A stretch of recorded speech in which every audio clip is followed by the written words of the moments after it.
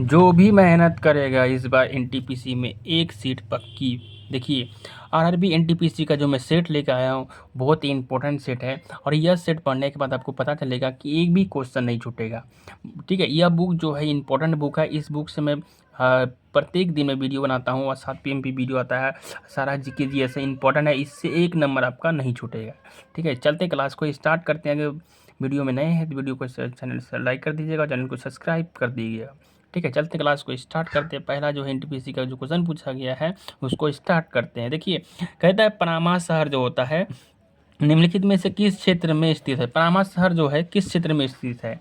तो देखिए, यहाँ दिया है पूर्वी यूरोप दिया है, दक्षिणी एशिया दिया है, और मध्य अमेरिका दिया है, अरबी प्रायद्वीप दिया है। तो यह जो क्वेश्चन है कि पनामा शहर जो है किस क्षेत्र में स्थित है, इसका जो राइट आंसर होगा दोस्तों ऑप्शन नंबर आपका हो जाएगा सी, यानी कि आपका मध्य अमेरिका में स्थित है। ठीक है, थोड़ा इसका डीप पढ़ लीजिए, देखते हैं क्या कहा गया है कि पनामा नहर जो होता है मध्य अमेरिका के पनामा में स्थित एक मानव निर्मित नहर है। ठीक है, मानव के द्वारा बनाया गया यह नहर प्रशांत महासागर को अटलांटिक महासागर से जोड़ती है। इस नहर की कुल लंबाई 82 किलोमीटर और औसत चौड़ाई 90 किलोमीटर है। ठीक है, इस नोट को आप क्या कर लीजिएगा, लिख लीजिएगा, ताकि आपका एक भी क्वेश्चन ना छूटे, क्योंकि नोट से ही क्वेश्चन आपका आएगा। ठीक है, नेक्स्ट चलते हैं अगला क्वेश्चन। देखिए, यह भी क्वेश्चन जो है आरआरबी एनटीपीसी में पूछा गया है कि इनमें से कौन सा विश्व की सबसे लंबी नहर है। तो बीजिंग हांगजोंग ग्रांड नहर, इरी नहर, सतलज, यमुना लिंग नहर, इंदिरा गांधी नहर। ठीक है, तो इसका जो राइट आंसर हो जाएगा दोस्तों ऑप्शन नंबर ए, यानी कि बीजिंग हांगजो ग्राउंड नहर है। क्यों, ये देखिए यहाँ लिखा गया है कि बीजिंग हांगजो नहर ग्राउंड नहर चीन की विश्व की सबसे लंबी नहर है, जिसकी लंबाई 1800 किलोमीटर, कितना है 1800 किलोमीटर है। यह यूनेस्को की सबसे ग्रोहर स्थल के रूप में दुनिया की सबसे लंबी नहर या कृत्रिम नदी भी है। ठीक है, इस चीज़ को आप नोट कर लीजिएगा ताकि आपको दिक्कत ना हो। चलते अगला क्वेश्चन में। देखिए, ये अभी जो है आरआरबी एनटीपीसी में कई बार क्वेश्चन पूछे गए हैं, इसको ध्यान से आप देख लीजिएगा। कहता है स्वेज नहर जो है जो वाजनी के लिए अत्यंत महत्वपूर्ण है। ठीक है, निम्नलिखित में से किस देश में बनाई गई थी। जो स्वेज नहर है किस देश में बनाई गई थी, यह है मिस्र में, ब्राज़ील में, और अर्जेंटीना में, ओमान में। तो बताइए दोस्तों, यहाँ पर जो आपको क्वेश्चन है कि किस देश में स्वेज नहर बनाई गई थी, तो इसका राइट आंसर क्या हो जाएगा दोस्तों ऑप्शन नंबर ए, यानी कि मिस्र में बनाई गई थी। ठीक है, इसको थोड़ा सा डीप से पढ़ लेते हैं। देखिए, कहा गया है कि मिस्र जो होता है स्थित स्वेज नहर एक कृत्रिम समुद्री जलमार्ग है, जिसका निर्माण 1859 में से 1869 के मध्य भूमध्य सागर और लाल सागर को जोड़ने के लिए किया गया है। इसका निर्माण फ्रांसीसी इंजीनियर फर्डिनैंड के लेप्सिस की देखरेख में हुआ था। स्वेज नहर को 17 नवंबर 1869 ईस्वी को नेविगेशन के लिए खोला गया था। जमाल अब्देल नासिर ने वर्ष 1956 में इस नहर का राष्ट्रीयकरण किया। यह नहर यूरोप और एशिया को जोड़ने में भी महत्वपूर्ण भूमिका निभाती है। ठीक है, इस चीज़ को आप अच्छे से नोट कर लीजिएगा। चलते हैं आगे क्वेश्चन की ओर देखते हैं।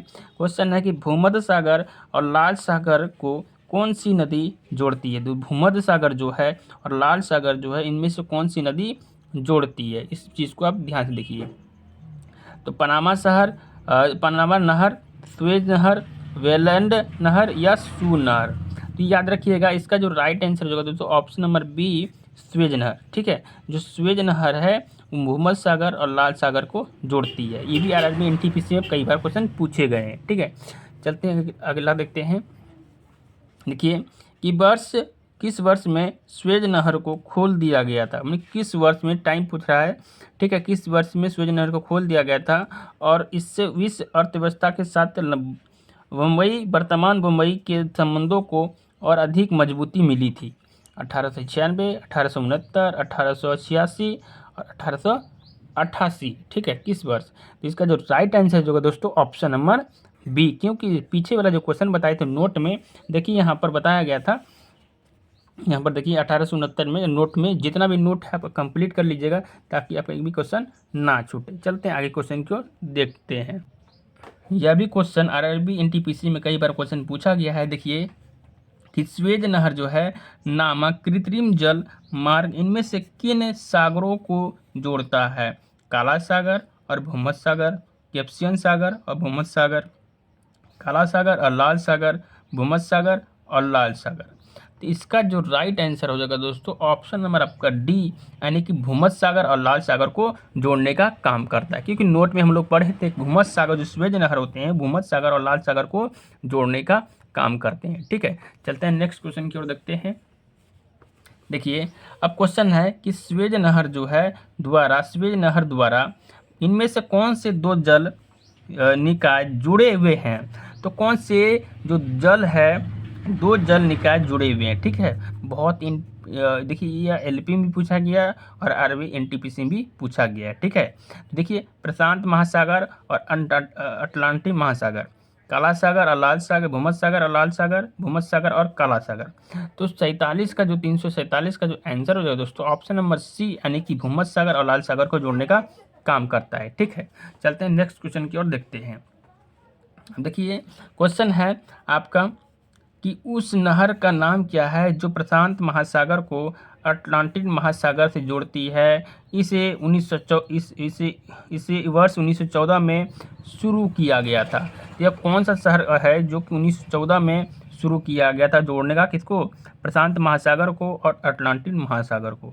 तो कील नहर, पनामा नहर या व्हाइट सी नहर या स्वेज नहर।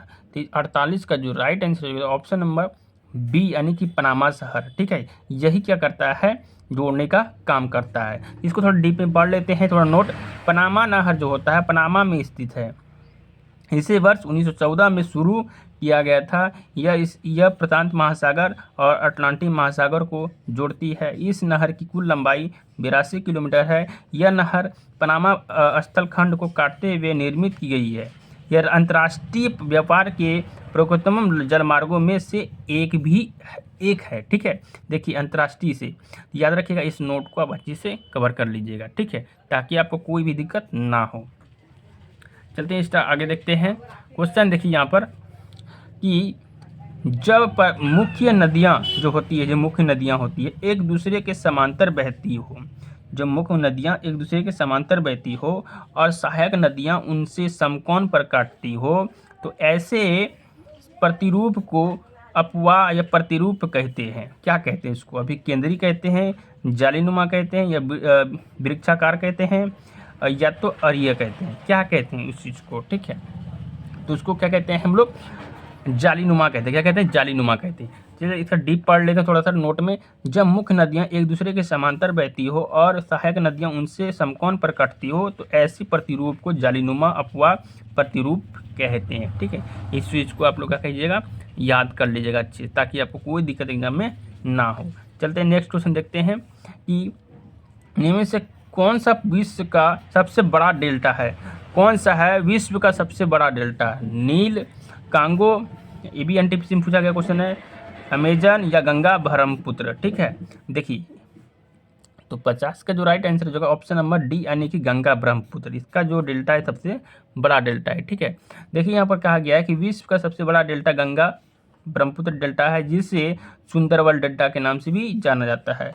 यह सुंदरी नामक वृक्ष पाया गया है, जिस कारण इसे सुंदरवन डेल्टा कहा जाता है। डेल्टा नदियों के मुहाने पर उसके द्वारा बहा कर लाए गए अवसादों के निक्षेपण से बनी त्रिभुजाकार आकृति होती है। क्या होती है?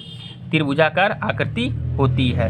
देखिए यहाँ पर आपको क्या करना है, जितना भी नोट है, नोट को आपको क्या करना है? उतार लेना, ताकि आपको कोई भी दिक्कत ना हो। ठीक है, देखिए चलते हैं आप आगे क्वेश्चन की ओर। इसका जो राइट आंसर होगा ऑप्शन नंबर डी बताएं दोस्तों। इसको उतार लीजिएगा ताकि आपको कोई प्रॉब्लम ना हो। देखिए ये भी आरआरबी एनटीपीसी में क्वेश्चन पूछा गया है कि हडसन नदी जो होता है निम्न से किस शहर से होकर बहती है? बॉन, बैंकॉक या न्यूयॉर्क या तो लंदन।